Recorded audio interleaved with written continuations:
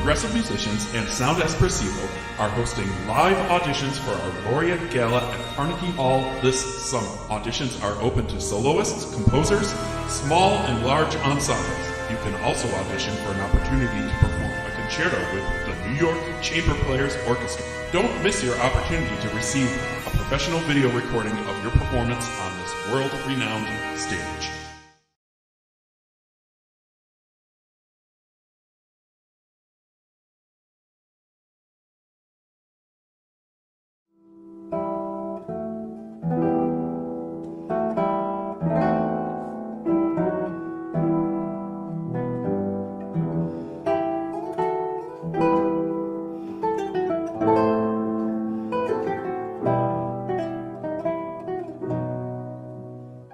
Rachel, welcome to Carnegie Hall. It's a great pleasure to have you here. It's just a huge honor for me to be here. Thank you. You've been to New York before. Yes. So unlike some of the smaller artists that I've been interviewing today, you're not as impressed with the big buildings as they are. Yeah. It's always, surprising how beautiful the city is, you know. So you were born in Cuba. Tell me a little bit about your early years. Yeah, I was born and raised in Cuba, and I moved to the States when I was 16 years old. And I began my journey in classical music when I was 7 years old with piano. And then I switched to classical guitar because in Cuba sometimes we didn't have electricity. So my mother told me, you should pick up the guitar because she wanted me to perform at church.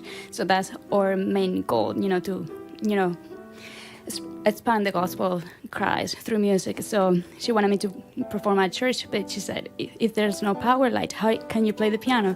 Or a keyboard. So pick up the guitar, you can travel around with the instrument and you can pluck some, chords. I didn't want to pick up the guitar because I said, it's too ordinary. Everyone can play the guitar, but then I was so wrong about that because classical guitar is way different than pop music. And then that's how I started with music, and that's the main reason why I keep doing music to, praise the Lord.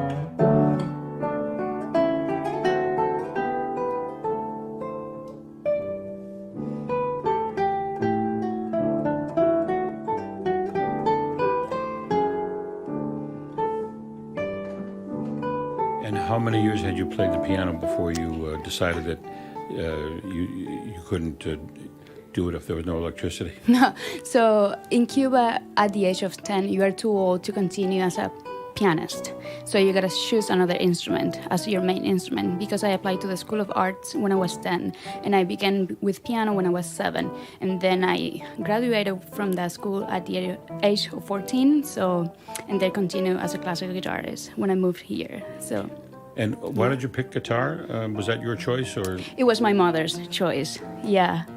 Yeah, she's the reason why I pick up the guitar, and then I fall in love with the instrument. So I'm very grateful that she did it for me. I was going to say it might have been your mom's choice, but it seems like she knew what she was doing. Yeah, she knew. Yeah. Because you developed an affinity for it, and but it's such a difficult instrument. It is. It's very difficult to master the guitar. So that's why there's very few good guitarists, because it sounds easy, but you gotta, just like the piano, you gotta play with the harmony and melody at the same time. And then the fretboard is very hard to sight read sometimes because you have so many options in the fretboard. So you don't know which G or which F you're gonna pick up, right at the moment. So you gotta kind of go through the process of learning the music.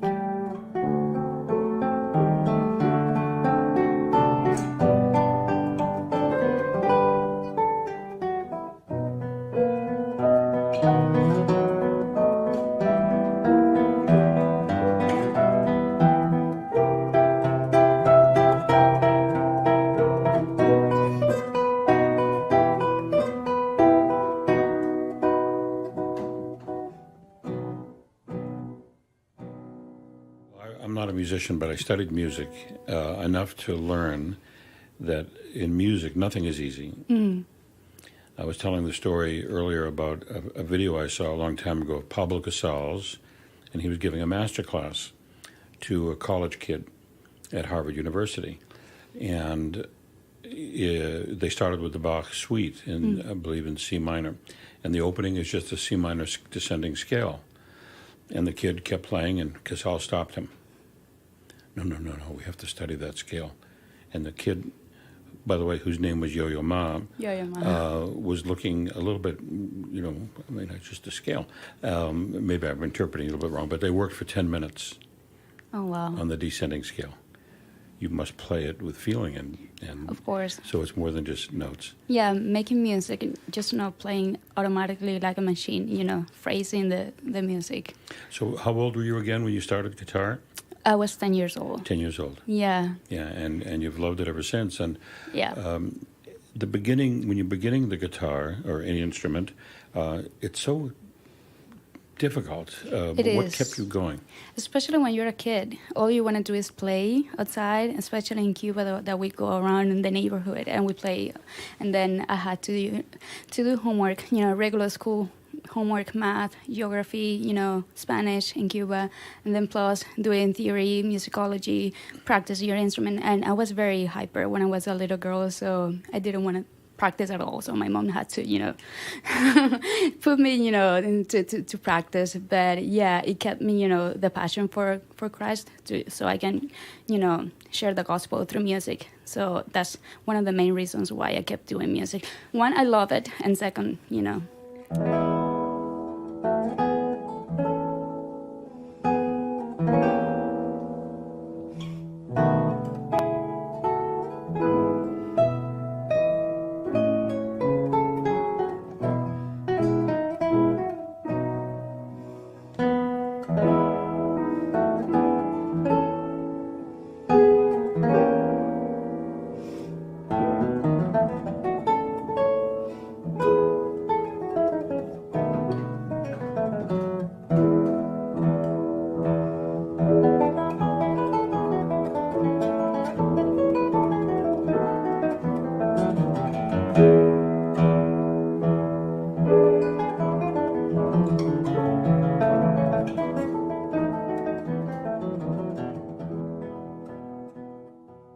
So you moved to the U.S. when you were 16? When I was 16, yeah. And you began studying with a teacher? Yeah, I met my previous professor, Rafael Padron. He's also Cuban.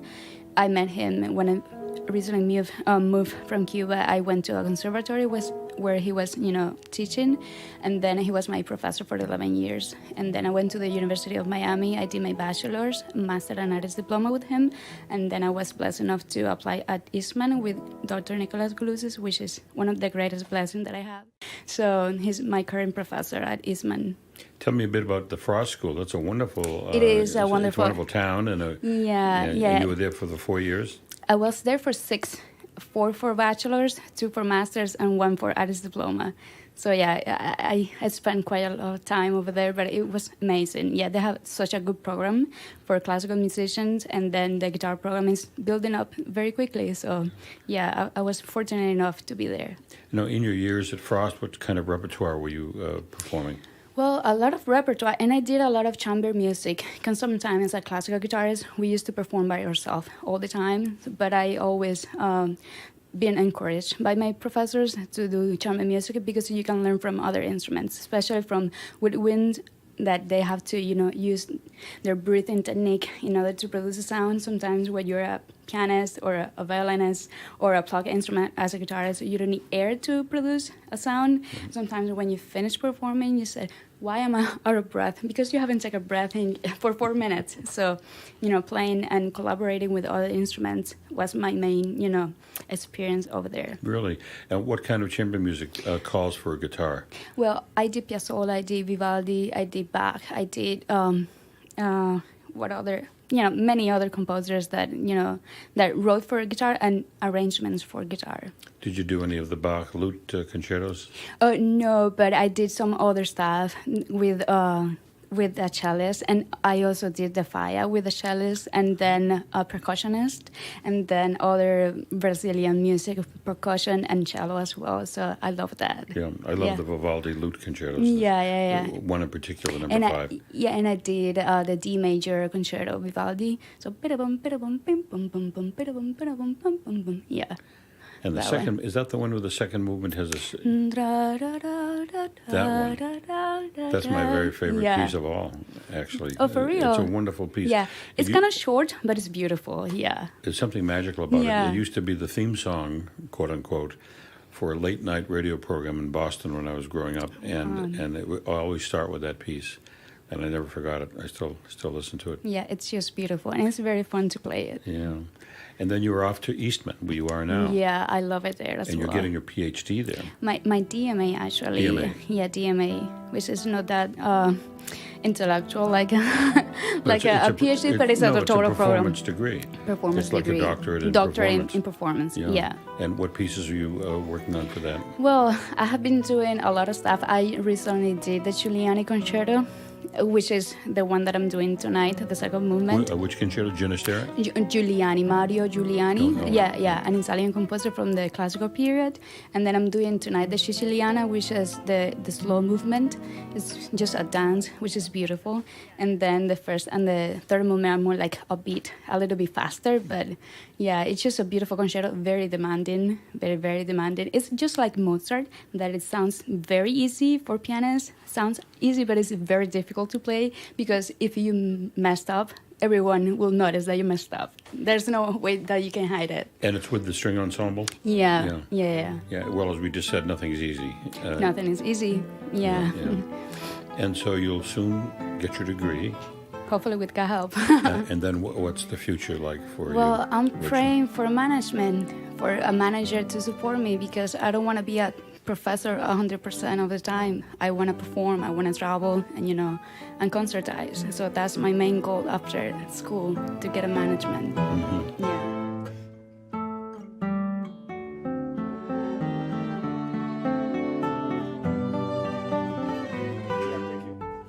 Have you had much experience using social media like YouTube to try to get? I have my social media. Are you on YouTube? I'm on YouTube. I have Instagram as well. So, but yeah, I'm praying for that. Yeah. Well, being a concert guitarist is difficult. It is. Because there aren't many who've done it. Obviously, we can name a few. Julian Bream, if you know the name. Yeah. Segovia, but you can name them really. David Russell, Manu Barreco. Yeah. So it's a challenge. It is. But I haven't heard you play, but there's something about you which makes me think that you're going to achieve it. And of course, you're in the city with managers. There's a manager on every block here, so maybe you'll find one.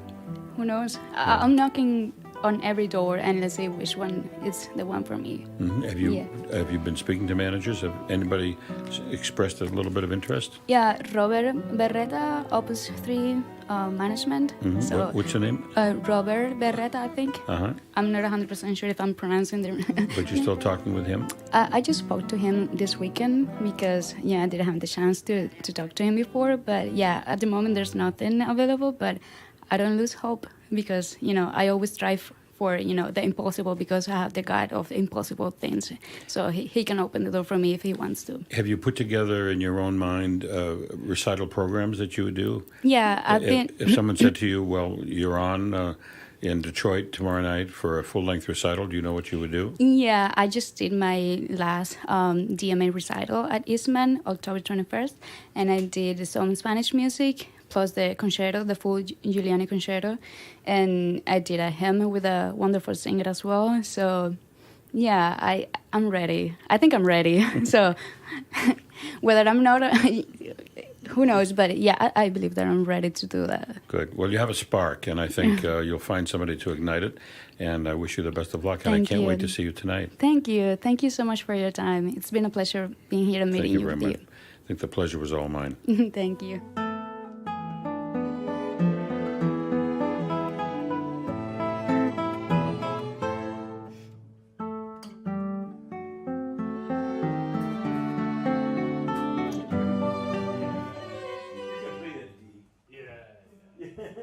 Yeah, it's just wait a moment there. We